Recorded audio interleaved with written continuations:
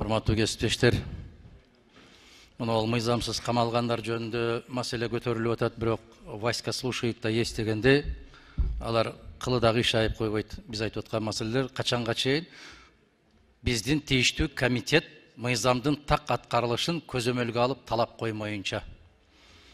Биз өкмөт келгенде эле ушул өкмөт мыкты иштеп атасыңар, баракелде, рахмат, ыраазыбыз деп ыраазычылык билдирип берип атпайбызбы? Аларды чакыргандан пайда жок, себеп заматта өңүбүз өзгөрөт жогорку кеңеште. Мына ушул жерлерде де ушундай аябай чоң тополоңдор болуп атыптыр, мыйзам бузуулар болуп атыптыр. Ушул көзөмөлгө алчу орган жок деп айтып атабыз. Көзөмөлгө алчу орган жогорку кеңеш. Жогорку кеңештин тийиштүү комитеттери. Дары-дармектердин кымбатташы, дагы башка бир маселелердин бардыгын тийиштүү комитет парламенттик угууга алып келип ордуна коюп койсо болот. Бирок ага күчүбүз жетпейт. Ага эркибиз да жетпейт. Башка бирөө жасап бербейт биздин жасай турган жумушту, урматтуу кесиптештер. Мыйзамды биринчи жогорку кеңеште кармашыбыз керек. Мен айттым, эгер биз жогорку кеңеште мыйзамды кармабасак, башка жерден талап кылууга биздин укугубуз жок. Мына мен кече эки жолу себептүү иш менен комитетке келбей калдым эле, комитет заматтамага кат жазып, кайда болгонуңузду айтып койсоңуз деп.